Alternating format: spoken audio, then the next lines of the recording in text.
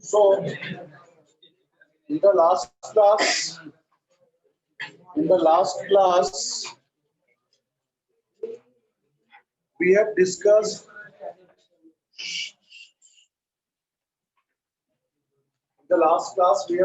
about variation of acceleration due to gravity with the height. हम earth surface के ऊपर जैसे जैसे जाते हैं एक्सीलरेशन ड्यू टू ग्रेविटी कम होता है. रीजन पता है ना हम लोगों को? क्या बेटा बोलो? जैसे जैसे हमारे बीच का डिस्टेंस बढ़ेगा ग्रेविटेशनल फोर्स कम होगा. ग्रेविटेशनल फोर्स कम होगा तो सीधी बात है एक्सीलरेशन भी कम होगा. Because force causes acceleration. Acceleration किसकी वजह से होता है? फोर्स की वजह से. जब फोर्स का वैल्यू कम हो जाएगा तो एक्सीलरेशन का वैल्यू भी कम हो जाएगा. श्योर? यहाँ पे कुछ भी डाउट नहीं बेटा? चलो तब आगे बढ़े हम लोग. रेडी सब लोग? अभी क्या पढ़ना है बेटा बोलो?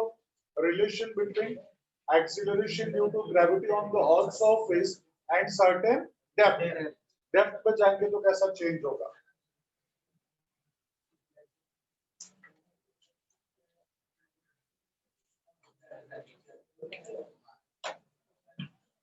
चलो सीरीज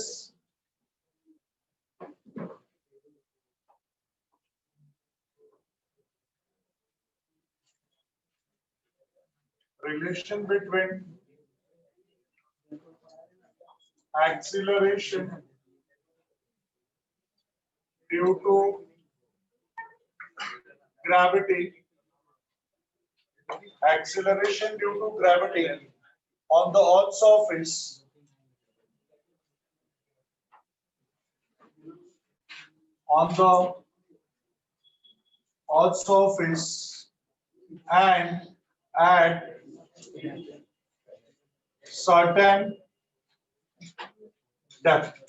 at certain depth पे. ठीक है? तो relation between acceleration due to gravity on the earth surface and at certain depth. इन दोनों के बीच का रिलेशन. सुबह का डायग्राम याद है ना आप लोगों को? कैसा डायग्राम ड्रॉ किया था? अब यहाँ पे डायग्राम थोड़ा चेंज होगा, ध्यान से देखो सब. सेकेंड लास्ट बेटा यहाँ ध्यान दो.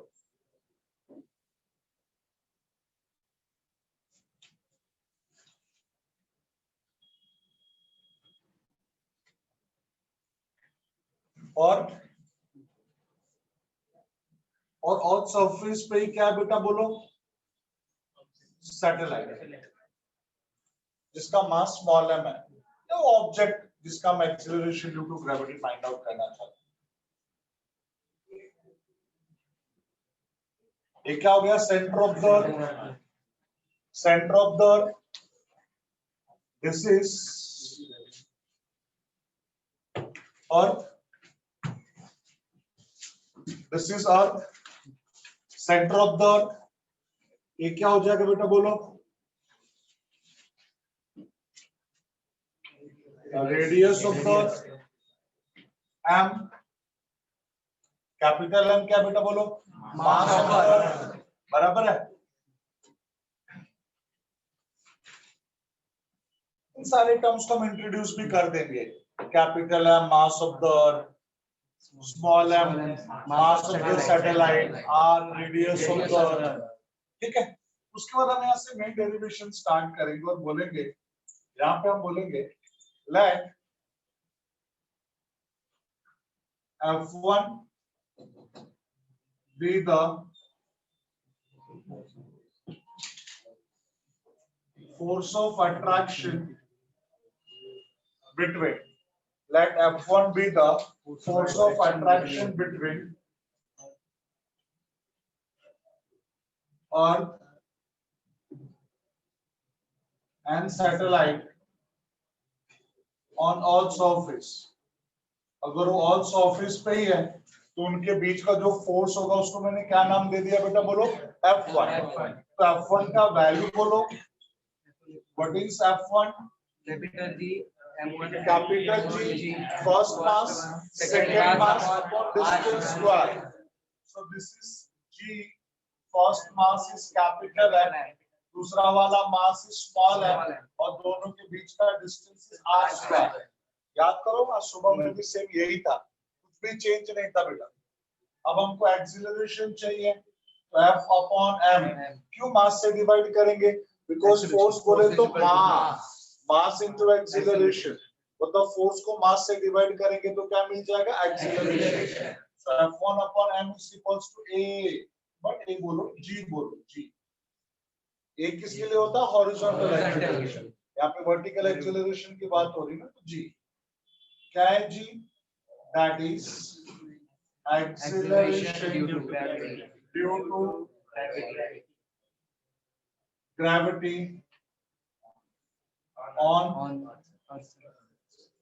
all surface. Acceleration due to gravity on the all surface. Therefore, g is equals to क्या हो जाएगा?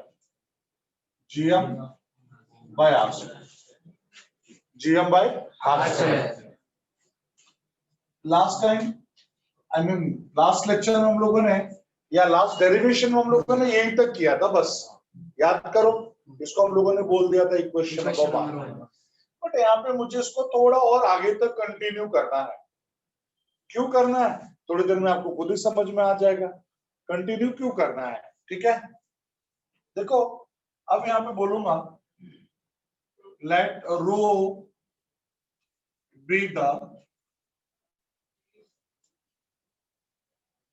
density of earth. Let rho be the density of earth, and it is given by, what is density? प्यारे बच्चों लोग, mass upon volume. What is the mass of the earth? Capital R. What is volume? 4 by 3 pi r cube. क्यों 4 by 3 pi r cube? क्योंकि बेटा ये volume है sphere का। इसके लिए m इज इक्वल्स टू क्या हो जाएगा? 4 by 3 pi r cube रो। ये हमारा क्या हो गया बेटा? m का वैल्यू आ गया। अब इस m के वैल्यू को हम यहाँ सब्स्टिट्यूट करना चाहते हैं, m के वैल्यू को यहाँ सब्स्टिट्यूट करना चाहते हैं, तो g is equals to g, denominator में r स्क्वायर, और m की जगह पे क्या लिख सकते हैं? 4 by 3 pi r क्यूब रो। तो g का क्या वैल्यू बच जाएगा बेटा? बोलो 4 by 3 pi r g रो। ये हो गया इक्वेशन नंबर 1। आप बोलोगे सर अभी तक आपने आपको बताया नहीं कि यहाँ पे उसको क्यों आगे प्रोसीड कर रहे हैं। इसके पहले वाले डेरिवेशन में तो हम लोगों ने ऐसा कुछ किया ही नहीं था, तो यहाँ पे सबको क्यों लग रहा है कि इसको इंट्रोड्यूस करना चाहिए और डेंसिटी के टर्म में लिखना चाहिए? बिकॉज लास्ट डेरिवेशन में हमारा सैटेलाइट या तो अर्थ सरफेस पे था या एक सर्टेन हाइट पे था, तो कहीं पर भी हमारे अर्थ के मास को कोई फर्क नहीं पड़ रहा। बट इस बार हम क्या करने वाले बेटा? बोलो, अर्थ सरफेस के बाद इस मास को हम बिलो द अर्थ सरफेस लेके जाने वाले। समझो हम उसको यहां से यहां पे लेके आगे, मान लो यहां से यहां पे लेके आगे बेटा, कितना डेप्थ में आ गया हो? डी। अगर इस डी डेप्थ पे आ गया, सो अब इस अर्थ का एंटायर मास इस मास को अट्रैक्ट नहीं करेगा।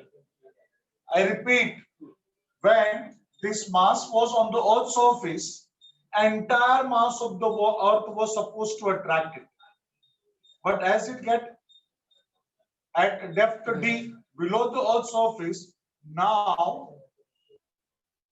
only this much, yeah, this periphery of the earth, सिर्फ इतना पेरिफेरी ऑफ द अर्थ ही उसको अट्रैक्ट करेगा, ये बाकी का पेरिफेरी उसको अट्रैक्ट नहीं करेगा। थोड़ा और नीचे आ जाएगा, only this much periphery will attract. थोड़ा और नीचे आएगा तो इतना ही मास अट्रैक्ट करेगा, और उस सेंटर पे आ जाएगा तो कोई मास अट्रैक्ट ही नहीं करेगा। इसके लिए सेंटर पे उसके ऊपर का फोर्स क्या हो जाएगा, 0। इस लॉजिक में अगर कुछ डाउट है तो मैं एग्जांपल बताऊं। कुछ ऐसा लग रहा अजीब सा कि सर अभी आप जो बोल रहे हो कि जब यहाँ पे था तो पूरा mass was supposed to attract, अब यहाँ पर आकर तो सिर्फ इतना ही मास क्यों अट्रैक्ट करेगा, इसके पीछे का क्या लॉजिक है? मैं एक छोटा सा क्वेश्चन पूछता हूँ बेटा आप लोगों से। आप दहीसर में ही रहते हो, कहीं पर भी समझो आप क्या आप अपने घर में बैठे हो, अपने कमरे में हो या इसी कमरे में यहाँ पे हो, अगर मैं पूछूं बेटा क्या दिखाई दे रहा है, अब बोलोगे सर 4 दीवार दिखाई दे रहा है। कुछ ज्यादा देखने का कोशिश करेंगे तो रूफ और फ्लोर, 6 दीवार दिखाई दे रहा है, पर्दा तो वॉल पे ही है। हमको इतना ही दिखाई दे रहा है। बट अगर आप इस बिल्डिंग के टेरेस पे जाओगे, एटलीस्ट आजू बाजू की 20, 25, 30 बिल्डिंगें दिखाई देंगी। 25th फ्लोर पे चले जाओगे तो आई थिंक सो यहाँ पे भाईंदर, इधर कांदीवली मलाड तक दिखाई देगा, इधर समझो ना खाड़ी क्रॉस हो जाएगा। 50 माले पे गए बेटा, इधर मेरे को लग रहा है आप लोग ना विरार तक देख लोगे, इधर मेरे को लग रहा है आप अंधेरी बैंड्रा तक देख लोगे, और अगर 100 फ्लोर पे पहुंच गए तो शायद इधर कहानू तक देख लोगे, और यहाँ पे चर्च गेट तक देख लोगे। हाँ या ना? What is the moral of the story?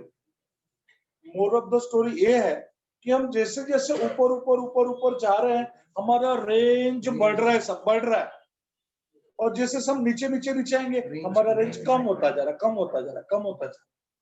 तो जब हम यहाँ पे थे on top of the earth या अर्थ सरफेस पे थे, सो एंटायर अर्थ का mass was supposed to attract. अब वो जैसे जैसे नीचे नीचे नीचे आ रहा है, periphery of the earth's mass keep on decreasing. और याद करो सुबह का नोट का first point, more is the mass more is the gravitational force, less is the mass less is the gravitational force. बेटा जब ये मास ही कम होता जाएगा उसके ऊपर का ग्रेविटेशनल फोर्स कम होगा, ग्रेविटेशनल फोर्स कम होगा तो एक्सीलरेशन ड्यू टू ग्रेविटी कम होगा, क्योंकि एक्सीलरेशन किस पे डिपेंड करता, फोर्स। फोर्स ही कम हो गया तो एक्सीलरेशन कम होगा। फोर्स क्यों कम होगा? क्योंकि मास जो दूसरे मास को अट्रैक्ट कर रहा है वही कम हो रहा है। तो मोर is the mass more is the gravitational force, less is the mass less is the gravitational force. तो यहाँ पे अर्थ का मास क्या होने वाला बेटा, बोलो डिस्टर्ब। इसके लिए मैंने मास को यहाँ से रिमूव कर दिया और उसको किसके टर्म में लिखा बेटा, density. Hope you are getting me this, ऐसा मैंने क्यों किया, अभी सबके दिमाग में आ गया है? अब मान लेते हैं बेटा तो ये जो पेरिफेरी बचा है इसका जो मास है वो है m डैश, और इस पोर्शन का जो रेडियस हो जाएगा वो क्या हो जाएगा बेटा, बोलो r minus D, total r उसमें से d माइनस हो गया तो r माइनस डी। और अब यहाँ पे हम बोलेंगे late F2 be the force of attraction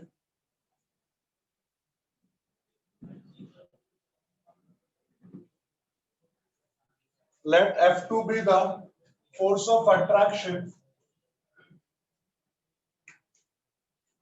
between Earth and satellite at certain depth. At certain depth. So क्या होगा बेटा यहाँ पे बोलो, therefore what is F2? G first mass second mass distance का square.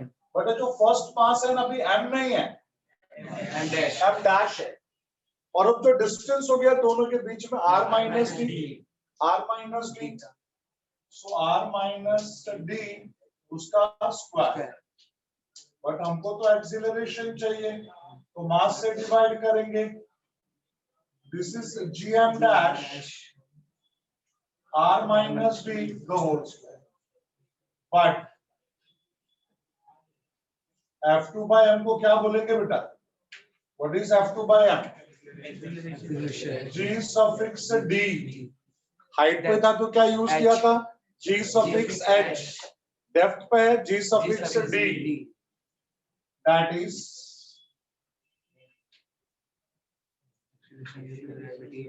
acceleration due to gravity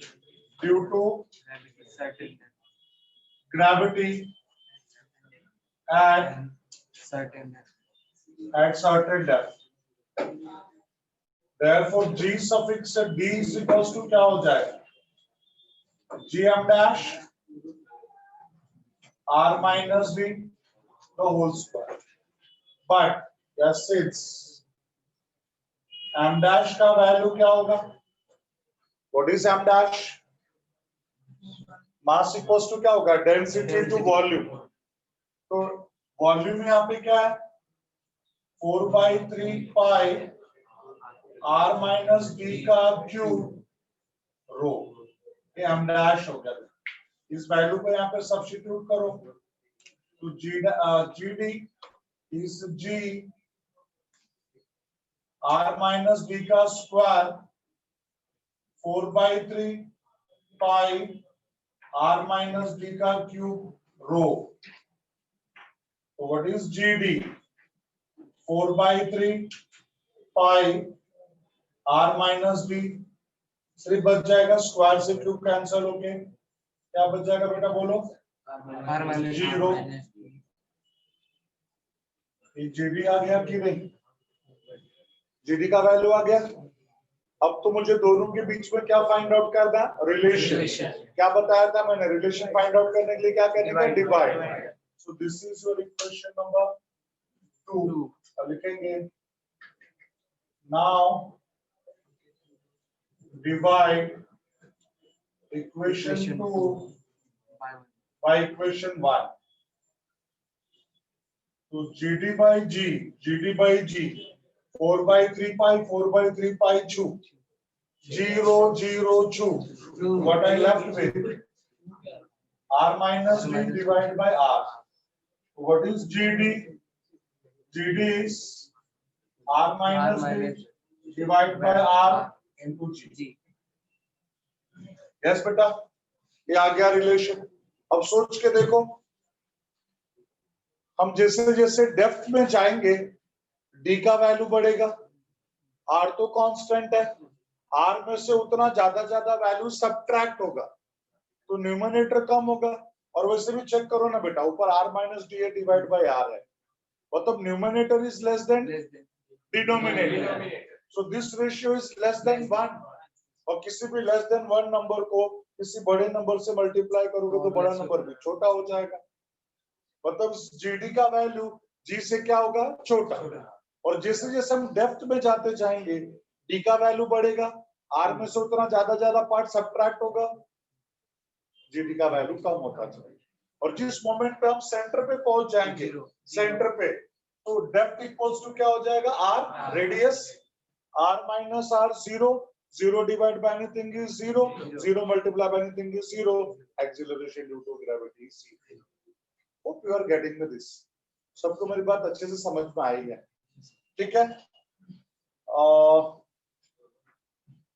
यहाँ पे 2 terms मुझे और बताना था. जो लास्ट वाला डेरिवेशन था ना बेटा, लास्ट वाला डेरिवेशन, वहां पे आप लोगों का लास्ट लाइन क्या लिखा हुआ है?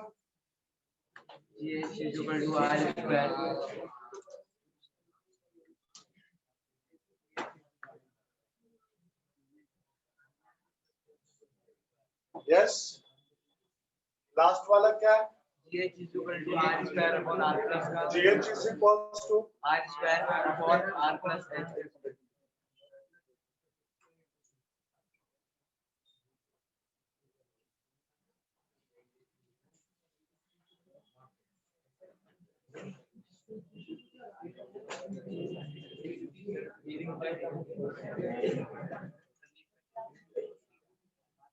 ओके. See this? उसमें भी एक लाइन लिखाना मुझे, थोड़ा सा लाइन वहां पर भी लिखाना बेटा, और यहाँ पर भी लिखाना है.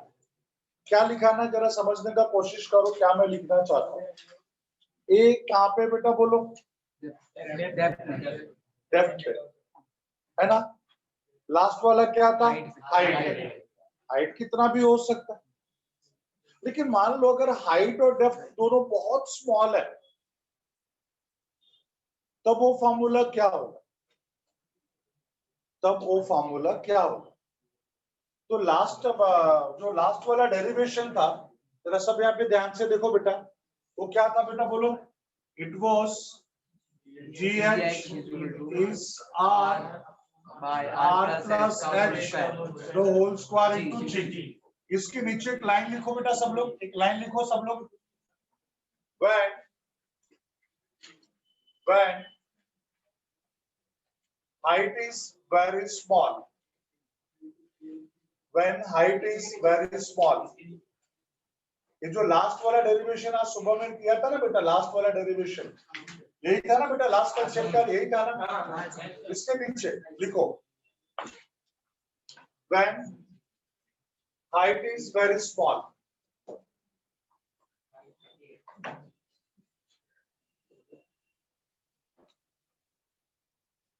then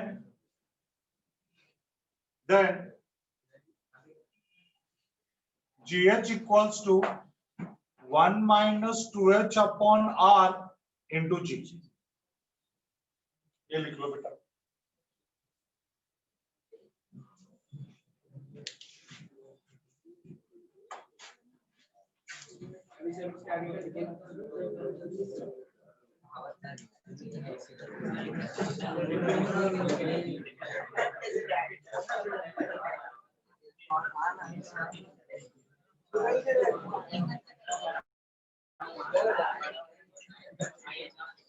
ओके बस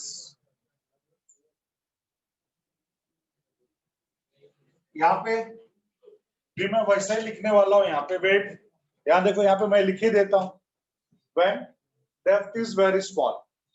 यहाँ पर भी इसके नीचे लिखूंगा लेकिन दिखाई नहीं देगा, ठीक है बेटा, ऊपर भी दिखाई नहीं देगा शायद।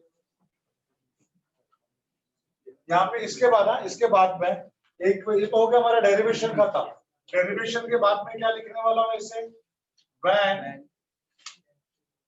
depth is very small, तो GD equals to 1 minus D by R into G। क्या होगा फॉर्मूला बेटा बोलो? 1 minus D by R into G। किसी ने मेरे से पूछा नहीं कि सर ये आया कैसे, कुछ अजीब सा लग रहा है। ये तो समझा, ये तो इजी है। क्या किया बेटा बोलो? R को सेपरेट कर दो, सेपरेट द डिनोमिनेटर, तो R by R 1 हो गया माइनस D by R। ये पपलू है, इसमें कुछ नहीं बेटा, ये तो बहुत आसान है। पर सर ये कैसे आ गया 2H 1 minus 2H upon R कैसे आया?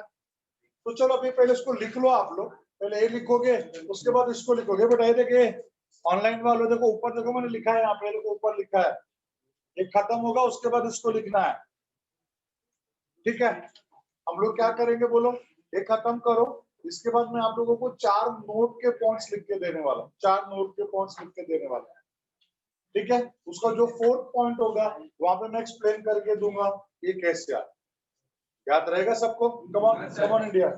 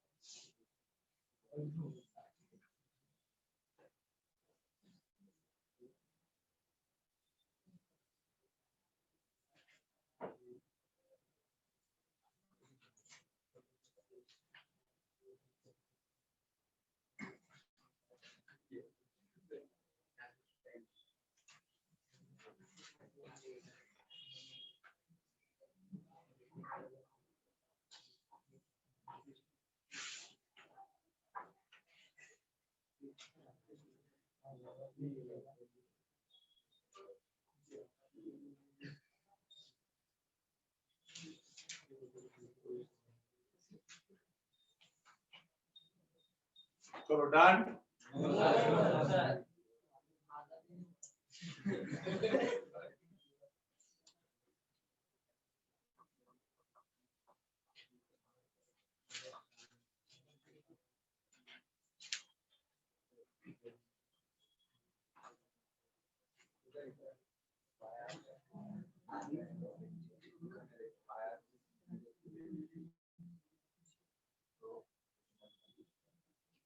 रो रो पाई आर जी रो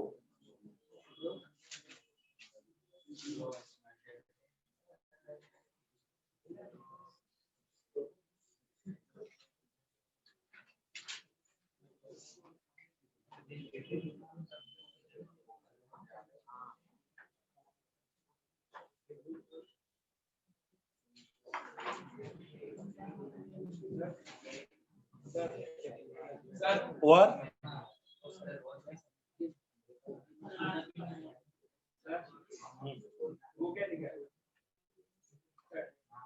अब बोल सूत्र third column में second line earth and satellite at certain depth.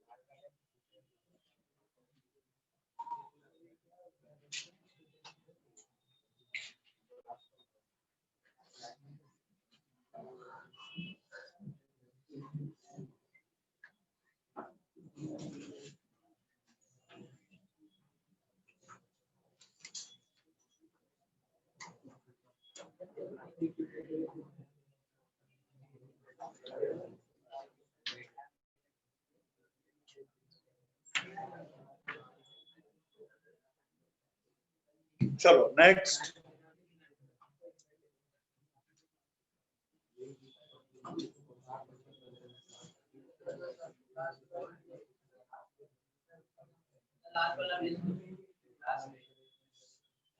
वो वाला लिखो लिखो लिखो उसको रब करना पड़ेगा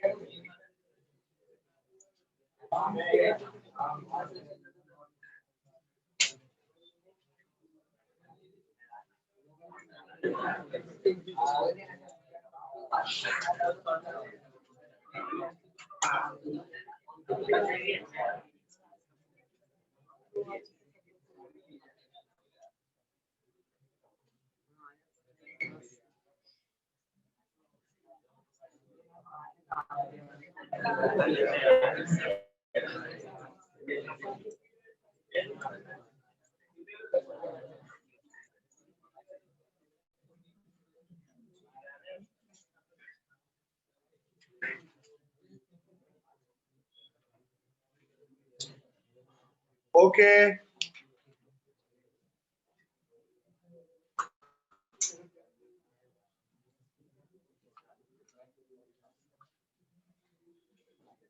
अभी लास्ट बेटा आपकी तरह मोबाइल में तरह चालू है, गलत बात है। पहले बंद करना था जब तेरा मोबाइल बजा था। स्विच ऑफ करने को इतना टाइम लगता है, प्रेस किया बंद हो गया। लॉक भी डालना। ओके, बस यहाँ ये डायग्राम जरा ध्यान से देखो। ये जो ग्राफ है मई 2017 मई 2018 ये नीट में 4 मार्क के लिए आया था बेटा। नीट का every question is of 4 marks ना, तो मई 2018 का ये नीट का सम है। ऐसे 4 ग्राफ दिए हुए थे। अगर इस ग्राफ को अगर आप ध्यान से देखोगे तो एक स्ट्रेट लाइन है, कर्व लाइन है। ऐसे 4 ग्राफ दिया हुआ था, दोनों स्ट्रेट, दोनों कर्व, पहला वाला कर्व, दूसरा वाला स्ट्रेट, और ये चौथा डी ऑप्शन था, स्ट्रेट और एक कर्व। ये वाला ही सही है, बाकी 3 गलत है।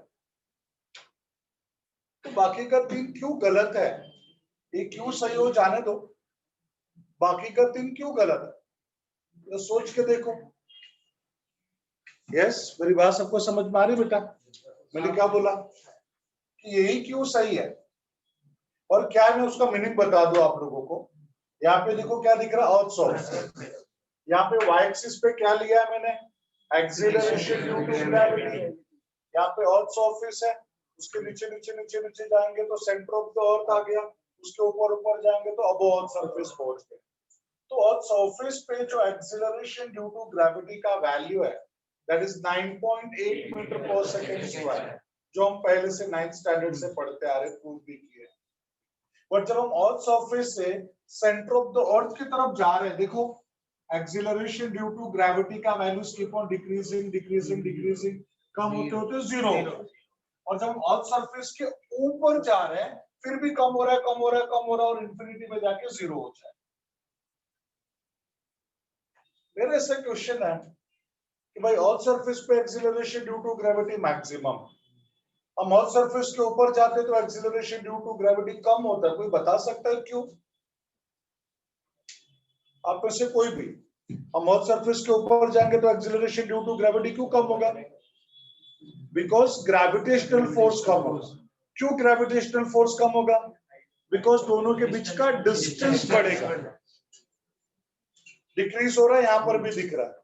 और जब हम सेंटर ऑफ द अर्थ की तरफ जाएंगे फिर भी जी का वैल्यू कम होगा और फाइनली सेंटर पे आके जीरो हो जाएगा। तो यहाँ पे क्यों एक्सीलरेशन ड्यू टू ग्रेविटी कम हो रहा है? सीधी सी बात है, क्योंकि ग्रेविटेशनल फोर्स कम हो रहा है। क्यों कम हो रहा है बेटा बोलो? डिस्टेंस ना, डिस्टेंस वाला फंडा नहीं। अगर डिस्टेंस का फंडा लोगे तो जी का वैल्यू बढ़ना चाहिए, क्योंकि दोनों के बीच का डिस्टेंस कम हो रहा है ना। डिस्टेंस कम होगा तो फोर्स बढ़ेगा, फोर्स बढ़ेगा तो एक्सीलरेशन ड्यू टू ग्रेविटी बढ़ेगा। डिस्टेंस का फंडा नहीं है, मास का फंडा है। जैसे जैसे हमारा मास अर्थ सरफेस के नीचे नीचे नीचे नीचे जाएगा, पेरिफेरी ऑफ द अर्थ मास कम होता जाएगा। जब पेरिफेरी ऑफ द अर्थ मास ही कम होगा तो फोर्स कम होगा।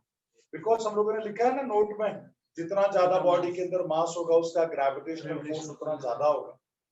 तो जब उसका मास ही कम होता जाएगा, फोर्स कम होता जाएगा, एक्सीलरेशन ड्यू टू ग्रेविटी भी कम होता जाएगा। आया ना? बराबर है कि नहीं? क्लियर है? तो अर्थ सरफेस के नीचे जाएंगे तो ये हो गया GD, acceleration due to gravity at certain depth, और ये हो गया तुम्हारा GH, acceleration due to gravity at certain height.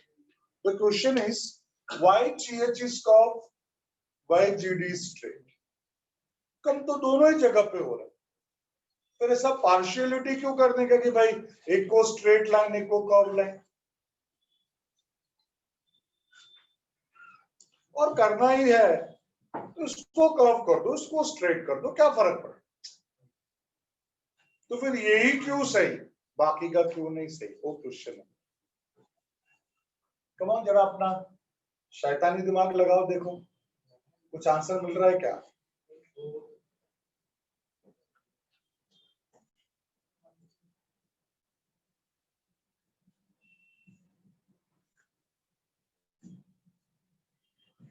हाँ, डेंसिटी तो दोनों जगह पे है बाबू।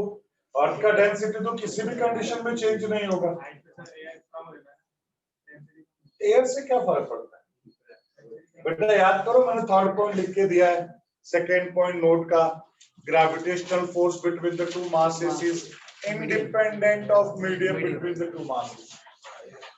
दो मासेस के बीच में क्या मीडियम उस पर डिपेंड ही नहीं करता। तो डजंट मैटर एयर कम है ज्यादा है, डेंसिटी कम है ज्यादा है। यस, अर्थ का बहुत सरफेस कर्व होता है, तो कर्व होने से क्या कोई बोल रहा है कि सर अर्थ का ऊपर वाला सरफेस कर्व होता है, उससे क्या फर्क पड़ेगा? किसी भी शेप का, किसी भी साइज का होने दो, किसी भी शेप का होने दो। इंपॉर्टेंट है कि उसके अंदर मास कितना है। Come on India.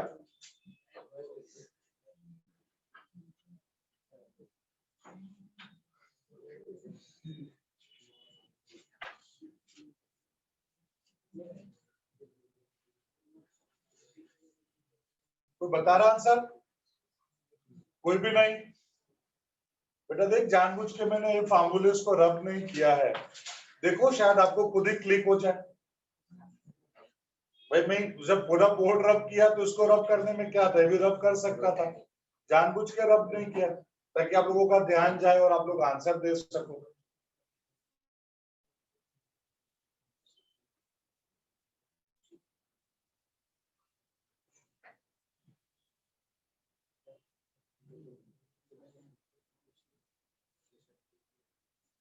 बेटा स्टैंड, आंसर प्लीज। आंसर नहीं देना ऐसा बोल रहा है, आंसर नहीं देना ऐसा बोल रहा है। तो क्या बोल रहा है? हाँ, नहीं पता। क्यों नहीं पता बेटा? क्लास में बैठा है ना, तू भी पढ़ा ना, सुबह भी लेक्चर में बैठा था ना? नहीं बैठा था? क्यों?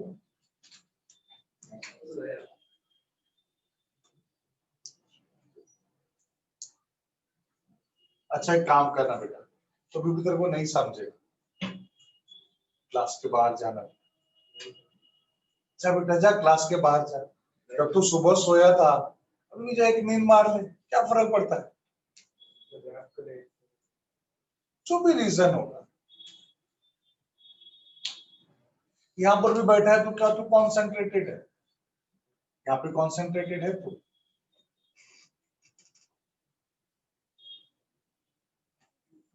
आया ना? गौरव को बुला रहा था, तू ही बुला रहा था ना बेटा? क्यों बुला रहा था बेटा? हाँ, लो, क्यों बुला रहा? बेटा मैं तुमको इतना प्यार से बेटा बेटा बोल के बता रहा, इधर देख थोड़ा, वो ज्यादा इंपॉर्टेंट है, मैं कुछ नहीं रहे। ऐसा करेगा तू, हमारा कोई वैल्यू नहीं, हम लोग ऐसे ही पागल जैसा बकबक करेंगे, तो तेरा काम करेगा, बराबर है क्या? सीखने आया ना, सीखना बेटा तू। बैठ। ओके, सो हम यहाँ बात कर रहे थे जीडी जीएच। एक्सप्रेशन ध्यान से देखो बेटा, ध्यान से देखो यहाँ पे, GH R upon R plus H the whole square into G, GD R minus D upon R into G। यहाँ पे कोई भी पावर नहीं है बेटा, और यहाँ पे पावर है। पावर मतलब एक्सपोनेंशियल फंक्शन होता है, याद रखो। यहाँ पे कोई पावर नहीं है, मतलब इन दोनों के बीच में लीनियर वेरिएशन है। और यहाँ पे पावर और यहाँ पे पावर नहीं है, मतलब इनमें एक्सपोनेंशियल। देख बेटा कैसा है ना, जीडी वाले केस में कैसा पावर नहीं है, तो ये थोड़ा बड़ा, ये भी थोड़ा बढ़ गया, ये थोड़ा बड़ा, दोनों ऐसे यूनिफॉर्म वे में इंक्रीज हो या डिक्रीज हो रहे, जो भी है। लेकिन अगर एक जगह पे स्क्वायरिंग है, दूसरी जगह पे नहीं है, ये बढ़ेगा इतना तो ये बढ़ जाएगा इतना, ये थोड़ा और बढ़ा तो थोड़ा और ज्यादा बढ़ जाएगा, समझ रहे? स्क्वायरिंग होने की वजह से दोनों यूनिफॉर्म वे में नहीं बढ़ेंगे, एक थोड़ा सा बढ़ेगा तो दूसरा से काफी काफी ज्यादा बढ़ जाएगा। यहाँ पे कैसा होता है, दोनों यूनिफॉर्म वे में बढ़ रहे थे, क्यों? दोनों में लीनियर फंक्शन है। क्यों लीनियर फंक्शन है? क्योंकि इधर भी पावर नहीं, इधर भी पावर नहीं। बट इस केस में लेफ्ट हैंड साइड में पावर नहीं और राइट हैंड साइड में पावर है, तो एक वैल्यू इतना बढ़ेगा तो उसके कंपैरिजन में दूसरा वैल्यू कम या ज्यादा बढ़ेगा, तो दोनों यूनिफॉर्म वे में नहीं बढ़ेंगे। इसके लिए ग्राफ क्या हो जाता है? कर्व।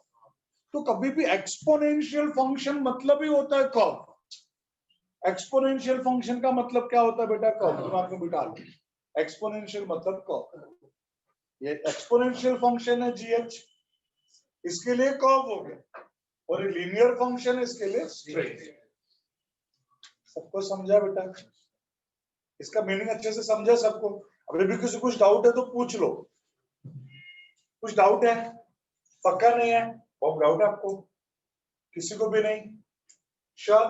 ओके, दूसरा क्वेश्चन इसमें आता है, खुद भी देखो, और सरफेस पे मैक्सिमम वैल्यू है, सेंटर की तरफ जाएंगे,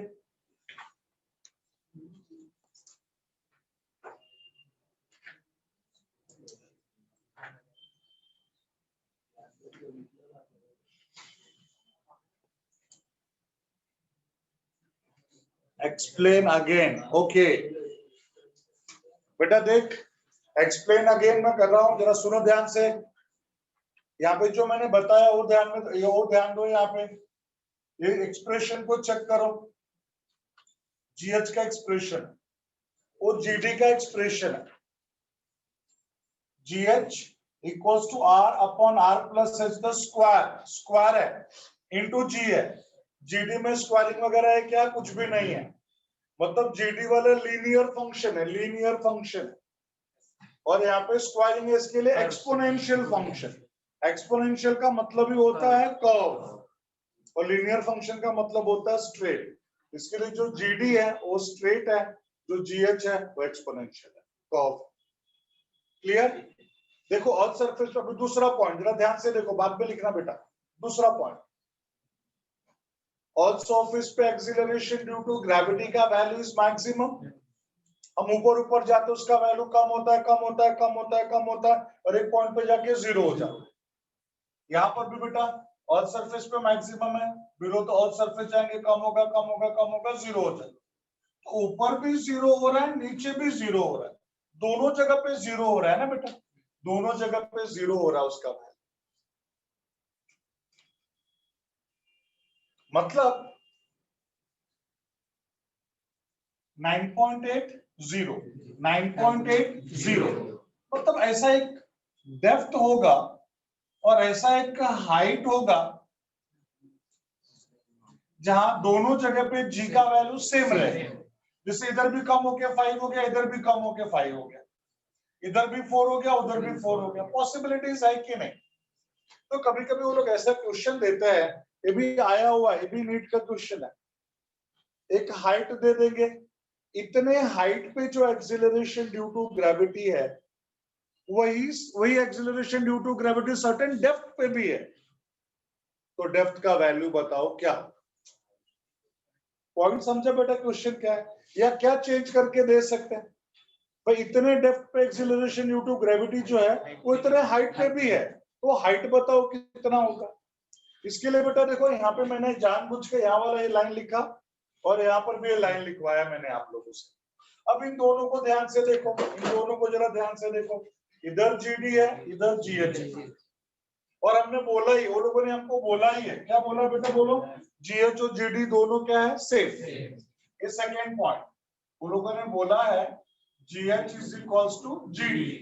एक्सेलरेशन ड्यू टू ग्रेविटी एक हाइट पे जितना है उतना ही डेप्थ पे भी है, तो GH is equals to GD। तो अगर दोनों का लेफ्ट हैंड साइड सेम है तो right hand side must be same. Right hand side में बेटा कौन कौन छू हो जाएगा बोलो? कौन कौन छू? G छू, ब्रैकेट ब्रैकेट छू, 1 1 छू, माइनस माइनस छू, R और R भी छू, तो क्या बच गया बेटा बोल? 2H is equals to D। 2H is equals to D। अगर वो लोगों ने डेप्थ दिया है, डेप्थ का वैल्यू रख दो, हाइट आ जाएगा। हाइट दिया है, हाइट का वैल्यू रख दो, डेप्थ आ जाएगा। मतलब जितना हाइट दिया होगा उसका डबल क्या होगा? डेप्थ। क्यों बेटा? एक्सपोनेंशियल फंक्शन है ना, बड़ा जल्दी जल्दी चेंज होता है, ये लीनियर फंक्शन है, लेट चेंज होता है। मेरा बात सबको समझ में आया है? ये 2 पॉइंट क्लियर है सबको? एकदम अच्छे से समझा है? पक्का किसी कुछ डाउट नहीं है? तीसरा क्वेश्चन, तीसरा क्वेश्चन बेटा, ये भी नीट का क्वेश्चन है, सर्च मारना है, सारे क्वेश्चंस मिलेंगे नीट में आप लोग। तीसरा क्वेश्चन बोलता है ये हमारा अर्थ है, उसमें टनल बनाएंगे लाइक दिस, एक एंड से दूसरे एंड, ऐसा एक टनल बनाएंगे।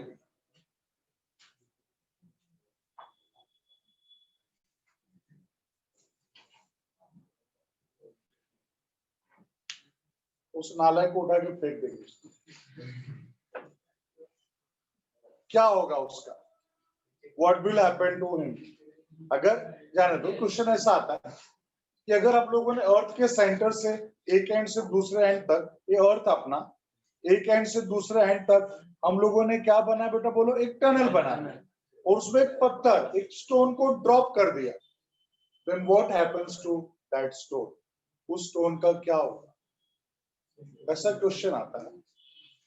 अभी इसके ऊपर मेरे को थोड़ा सा मेरे को ऐसा पता है ना, अभी मैं बहुत छोटा था, 4th स्टैंडर्ड में 3rd स्टैंडर्ड में रहूंगा, मेरा एक दोस्त हुआ करता था, आनंद हुआ करता था, कि अभी भी होगा कहीं ना कहीं, पता नहीं कहाँ है, कोई आनंद करके मेरा दोस्त था। तो पता ना स्कूल वगैरह में कोई प्रॉक्सी लेक्चर हो जाता था तो सर लोग आके बैठ जाते थे, कुछ पढ़ाते लिखाते नहीं थे, किसी को जोक बोलना है, किसी को कुछ बोलना है तो आके बोलो। तो वो हमेशा मोस्ट ऑफ द टाइम एक जोक बोलता था, और जो मेरा फ्रेंड था आनंद, मोस्ट ऑफ द टाइम वो जोक बोलता था। वो ऐसा बोलता था कि भाई 3 कंट्रीज के लोग थे, एक यूएस का था, एक यूके का था और एक इंडिया का था। तो यूएस वाला बोला कि सब अपने अपने कंट्री की तारीफ कर रहे थे, तो यूएस वाला बोला यू नो, मेरी भी बात सुनना बेटा, यूएस वाला बोला कि यू नो हमारी कंट्रीज में कैसी मशीन है। दो लोगों ने बोला कैसी मशीन? तो मतलब ऐसी मशीन है जैसे बकरे को डालेंगे ना सिर्फ डाल दो बकरे को, ऐसा होगा समोस उसका मटन बन के आता है। यूके वाला बोला देन व्हाट, उससे अच्छी तो हमारी मशीनरी है, जैसे बकरे को डाल दो, जैसे मटन विद 100 के आएगा। इंडिया वाला बोला फिर तुम दोनों का टेक्नोलॉजी हमारे सामने जीरो है, बकवास है तुम्हारा टेक्नोलॉजी, हमारा टेक्नोलॉजी सबसे बेस्ट है। लोग एकदम सरप्राइज हो गए, तेरा टेक्नोलॉजी कैसे बेस्ट है, क्या है तेरा टेक्नोलॉजी? बोला हमारे तो ना ऐसा मशीन है, उधर से बकरे को डालो, उधर से निकल के भाग जाओ। तो वैसे ही कुछ यहाँ पर भी है, तो इधर से अगर आप लोगों ने स्टोन ड्रॉप किया, उस स्टोन का क्या हो? तो हाँ? वापस अच्छा इधर से आके इधर निकल जाएगा सा,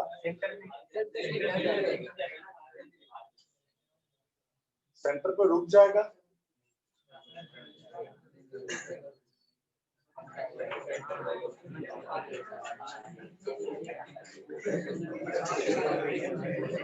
ओके सुनेंगे साहब,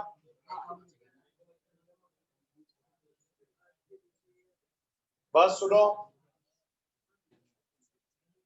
मोशन इन प्लेन पढ़ाया मैंने, मोशन क्या होता है बताया है, लिख के दिया मैंने। बहुत सारे टाइप्स ऑफ मोशन होते हैं, ट्रांसलेशनल मोशन बोले तो linear motion, rotational motion, circular motion, oscillatory motion, vibratory motion, बहुत सारे टाइप्स के मोशन, और हर मोशन का अपना एक कंडीशन है, हर मोशन के लिए कंडीशन है, कभी भी कोई भी मोशन नहीं होगा, उसका कंडीशन है। What is the condition? बेटा मान लो कोई एक बॉडी है, उस पर अगर आप फोर्स अप्लाई करोगे तो सीधी सी बात उसका लीनियर मोशन होगा, ट्रांसलेशनल मोशन होगा।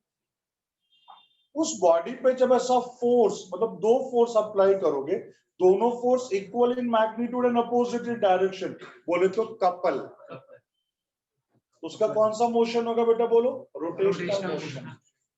सर्कुलर मोशन का भी कंडीशन है, बताया था मैंने सर्कुलर मोशन का क्या कंडीशन है बेटा बोलो? जब कभी भी किसी भी बॉडी पे एक्ट होने वाला फोर्स और वेलोसिटी दोनों एक दूसरे का परपेंडिकुलर होगा तो सर्कुलर मोशन होगा। क्या बोला था बेटा बोलो मैंने? When force and velocity both are perpendicular to each other, then कौन सा मोशन होगा? Circular motion. तो यहाँ पे ये तुम्हारा क्या बेटा बोलो? वेलोसिटी। ये तुम्हारा क्या है? Force. Centripetal force acting towards the side, centripetal force, centripetal force, centripetal force. और ये तुम्हारा क्या बेटा बोलो? वेलोसिटी। तो जब फोर्स और वेलोसिटी दोनों एक दूसरे का परपेंडिकुलर होगा तो कौन सा मोशन होगा? Circular motion. उसी तरह से बेटा ऑसिलेटरी मोशन का भी कंडीशन,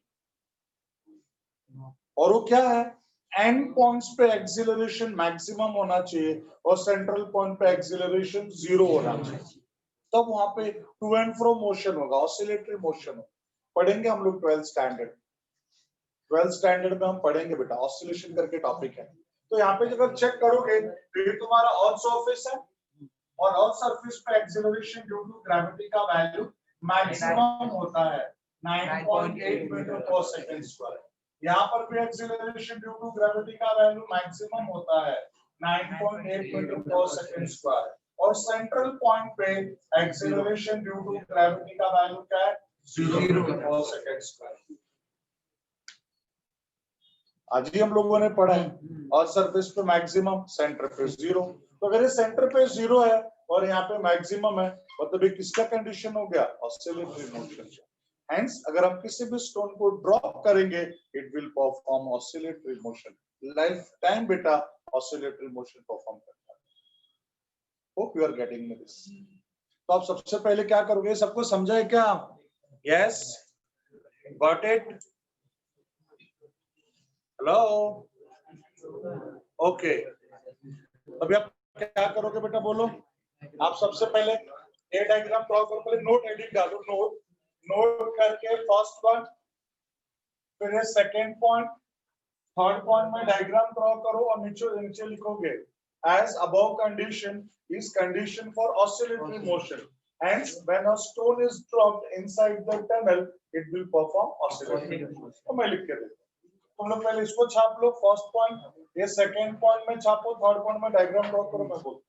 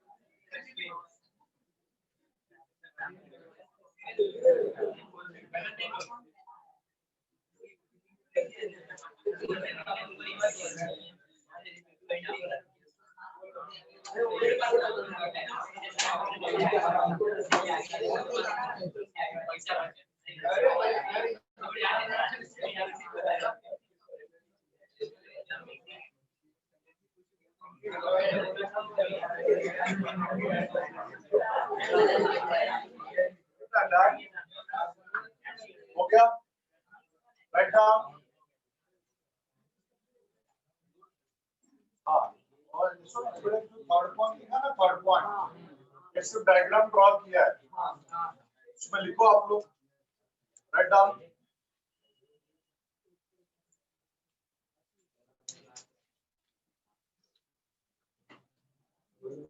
देखो, as above condition, as इसके नीचे लिखेंगे as above condition is condition for, as above condition is condition for oscillatory motion, as above condition is condition for oscillatory motion, oscillatory motion, OSCILLATY, oscillatory motion, as above condition is condition for oscillatory motion, hence if a stone is dropped inside the tunnel, if a stone is dropped inside the tunnel,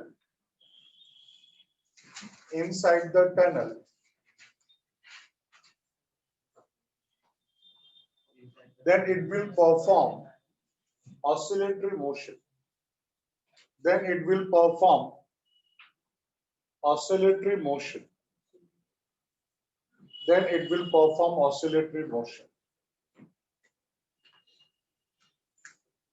Done?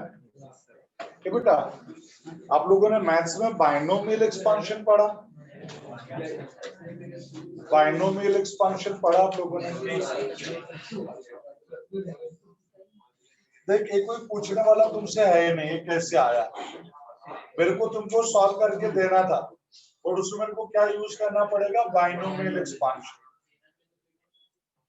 पता है? नहीं पता है? नहीं पता, इसको पढ़ा ही नहीं, तो क्या करें? मैं बताऊं?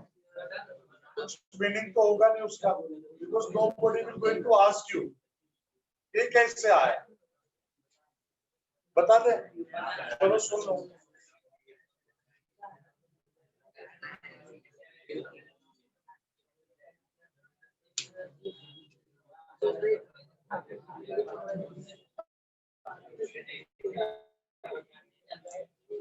ये देखो बस, फोर्थ पॉइंट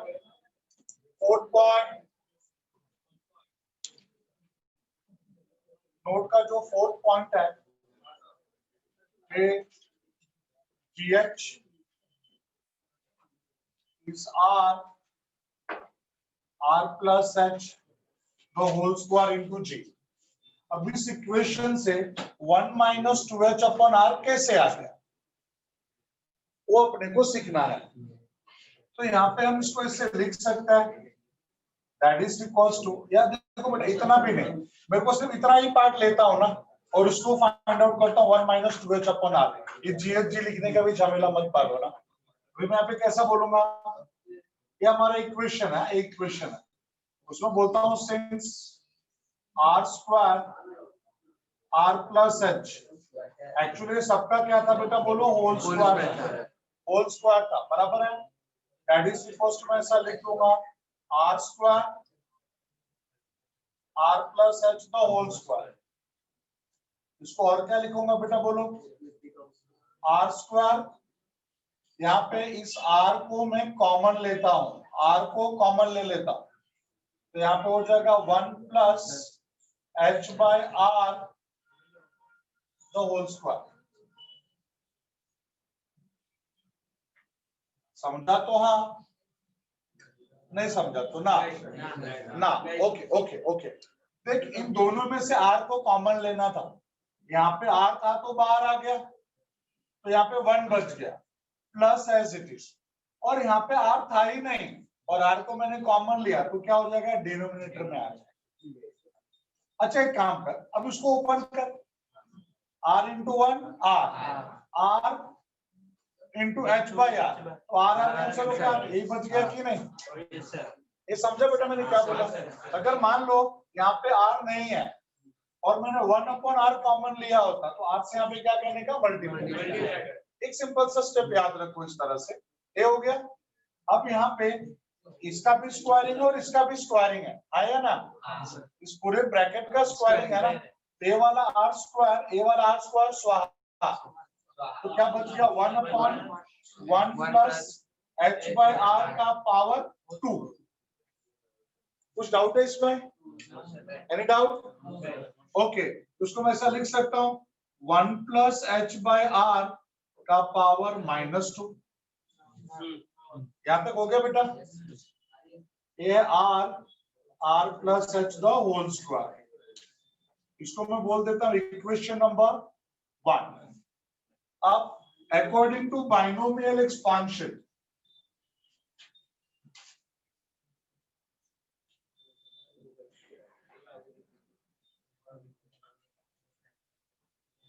सब रब करोगे, अकॉर्डिंग टू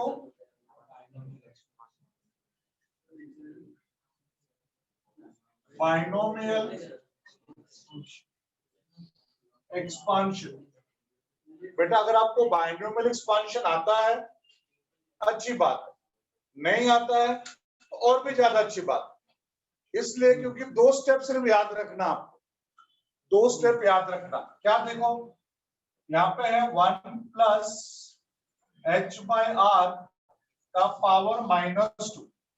कभी भी बाइनोमियल एक्सपांशन जब फिजिक्स में यूज करोगे सिर्फ 2 स्टेप ही यूज करने का बस।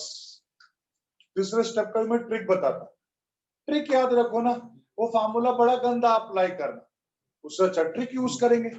क्या ट्रिक है बेटा? देखो जो भी फर्स्ट टर्म है as it is, no change, first term as it is, जो साइन है एज इट इज, और जो सेकेंड टर्म है उसको पावर के साथ मल्टीप्लाई करने का, सेकेंड टर्म को पावर के साथ मल्टीप्लाई करने का, तो -2 इंटू आर प्लस एच,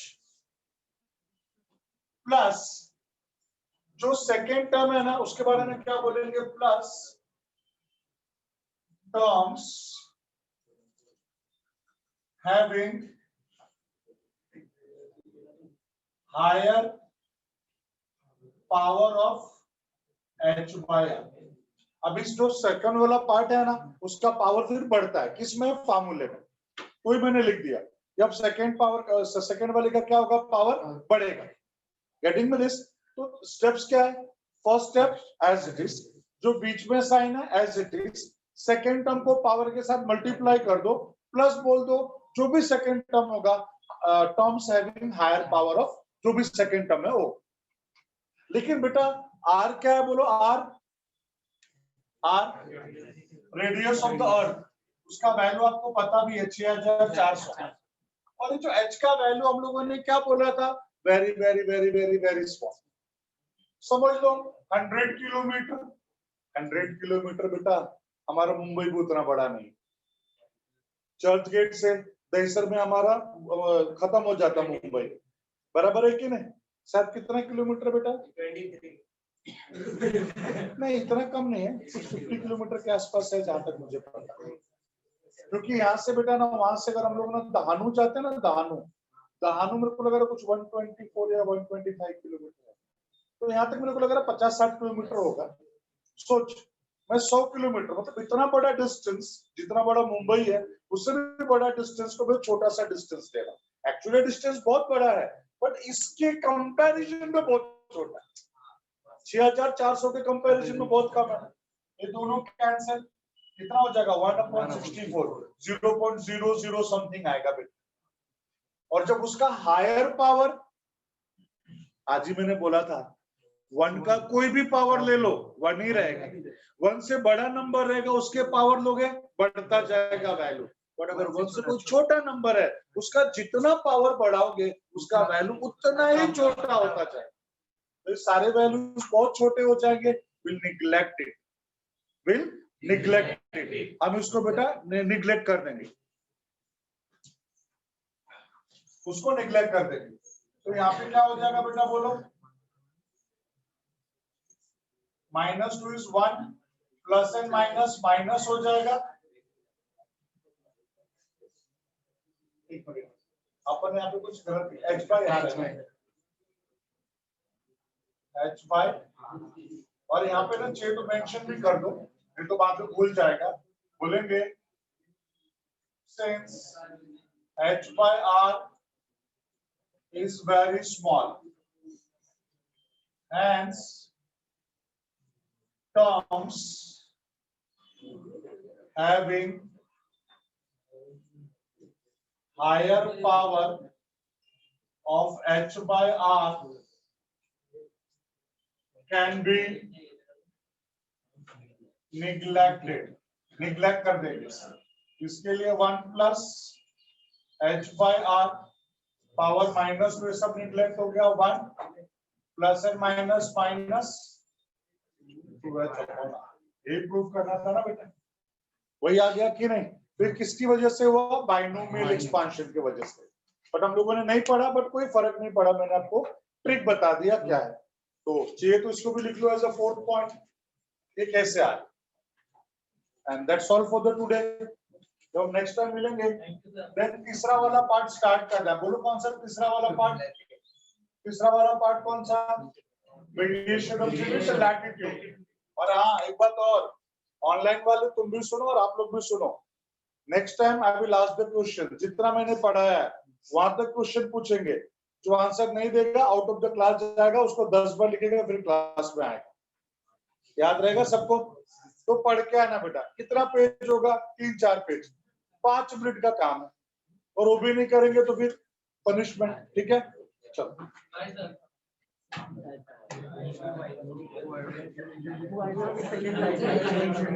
सबसे हार्ड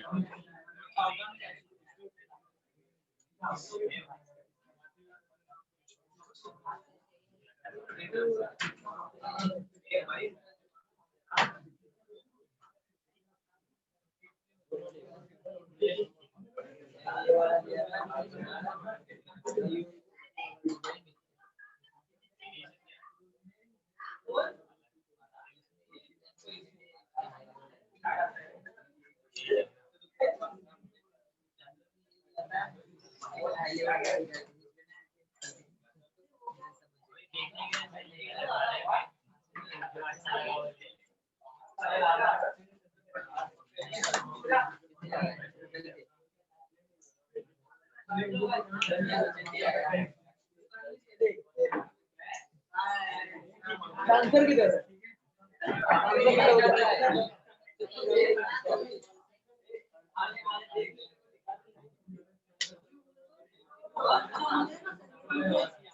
आंसर